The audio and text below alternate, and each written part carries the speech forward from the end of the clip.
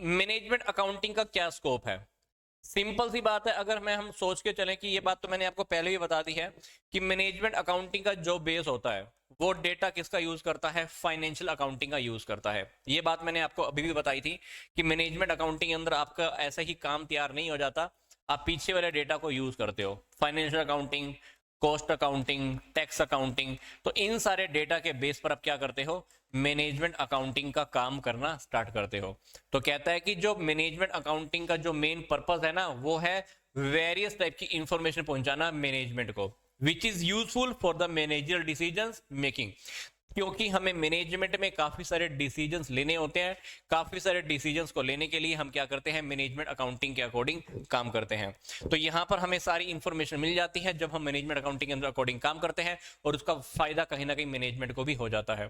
तो हम management accounting के अंदर जब भी काम करना स्टार्ट करते हैं तो वो financial accounting according, cost accounting according, tax accounting, इन सभी के डेटा के बेस पर हम काम करना स्टार्ट करते हैं।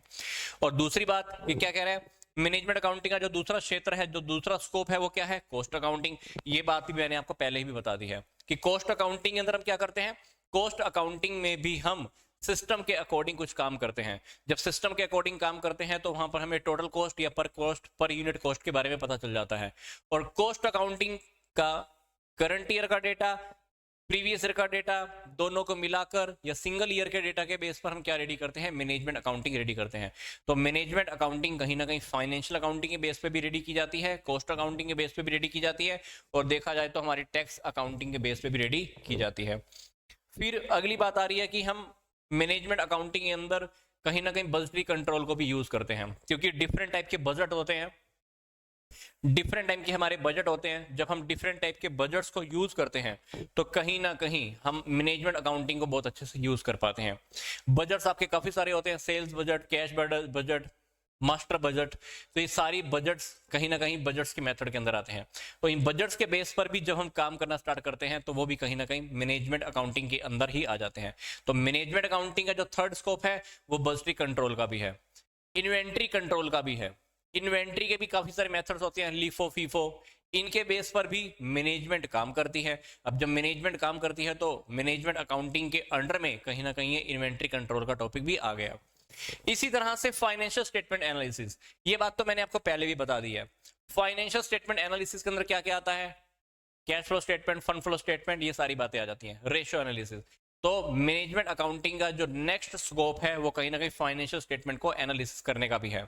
फिर रिवैल्यूएशन अकाउंटिंग, रिवैल्यूएशन अकाउंटिंग के अंदर आपको ध्यान होगा कि कहीं ना कहीं हम रिवैल्यूएशन अकाउंट भी रेडी करते हैं, या एसेट्स और लायबिलिटीज का जब हमको रिवैल्यूएशन करना होता है, पुनर्मूल्यांकन करना होता है, तो वो फायदा, वो बेनिफिट भी कहीं ना कहीं मैनेजमेंट अकाउंटिंग वालों को मिल जाता है। तो ये हम कौन सा टॉपिक स्टडी कर रहे हैं, मैनेजमेंट अकाउंटिंग का स्कोप, मतलब मैनेजमेंट अकाउंटिंग का क्षेत्र कौन कौन सा है, मैनेजमेंट अकाउंटिंग को हम कहां कहां से कवर कर सकते हैं। अगला है reporting, this is a vital aspect of the management accounting. ये वाला रिपोर्टिंग वाला काम है ना, मैनेजमेंट अकाउंटिंग का थोड़ा एक बड़ा काम है, क्योंकि हम क्या करते हैं इसमें, मैनेजमेंट वालों को या लोगों को हम इंफॉर्मेशन प्रेजेंट करते हैं, किस फॉर्म में, ग्राफ्स की फॉर्म में, डायग्राम्स की फॉर्म में, इंडेक्स नंबर की फॉर्म में, रेशोस की फॉर्म में, स्टैटिकल टेक्निक्स की फॉर्म में, ताकि कोई भी मैनेजमेंट की अकॉर्डिंग मैनेजमेंट अकाउंटिंग की इंफॉर्मेशन को बहुत अच्छे से स्टडी कर पाए। तो मैनेजमेंट अकाउंटिंग का जो लास्ट स्कोप है वो है रिपोर्टिंग करना, सामने वालों को अपनी बातें समझाना। अब सब सामने वाले को जब आपने बात समझानी है तो कैसे समझा सकते हो, ग्राफ के थ्रू, कुछ पिक्चर के थ्रू, रेशो एनालिसिस के थ्रू, डायग्राम के थ्रू, या स्टैट की जो टेक्निक्स होती है उन टेक्निक्स के थ्रू। तो जब आप कुछ स्पेशल टेक्निक्स लगाते हो तो सामने वाला पर्सन आपकी बातों को बहुत अच्छे से समझ पाता है। तो ये भी हमारा क्या है, मैनेजमेंट अकाउंटिंग का एक स्कोप है। तो नेक्स्ट है हमारा टैक्स अकाउंटिंग। टैक्स अकाउंटिंग भी कहीं ना कहीं मैनेजमेंट अकाउंटिंग में कवर होता है। इसके अलावा हमारे पास इंटरनल कंट्रोल, अगर हमको अंदर की रिपोर्टों को देखना है, इंटरनल ऑडिट करना है, तो ये सारी चीजें भी कहीं ना कहीं मैनेजमेंट अकाउंटिंग के अंडर में आ जाती हैं।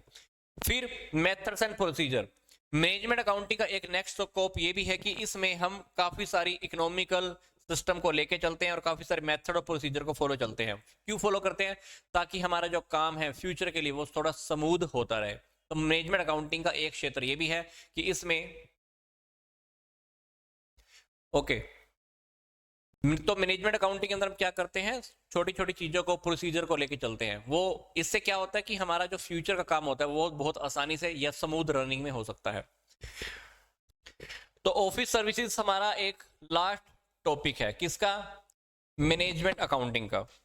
तो इसमें क्या बोल रहा है कि in a small size organization management accountant may be required to maintain and control the office services. जब एक छोटा सा बिजनेस हम कर रहे होते हैं तो छोटे से बिजनेस के अंदर अकाउंटेंट क्या चाहता है, हमारे बिजनेस की सर्विसेज को और जितने भी ऑफिस के काम है उसको मेंटेन करना चाहता है और कंट्रोल करना चाहता है। तो इसके अंदर डेटा प्रोसेसिंग, फाइलिंग और कॉपी करने का काम, कम्युनिकेशन का काम भी आता है। तो कहीं ना कहीं मैनेजमेंट अकाउंटिंग एक छोटे बिजनेस में भी काम आता है। तो इसका कहने का क्या मतलब, इसका कहने का मतलब है कि मैनेजमेंट अकाउंटिंग ऐसा नहीं है कि बड़े बिजनेस में ही काम आता है, छोटे बिजनेस में भी काम आता है। छोटे बिजनेस में कैसे काम आएगा, क्योंकि जो अकाउंटेंट होता है ना, अकाउंटेंट भी चाहता है कि मेरे ऑफिस के कामों को मैं ढंग से मैनेज करूं। ढंग से मैनेज करने के अंदर वो क्या करेगा, डेटा प्रोसेसिंग करेगा, फाइलिंग काम करने का, कॉपिंग का काम करेगा, कम्युनिकेशन का काम करेगा, ये सारे के सारे काम वो करता है। तो ये टॉपिक हमने कौन सा कवर किया है, मैनेजमेंट अकाउंटिंग का क्या स्कोप है, क्या क्षेत्र है।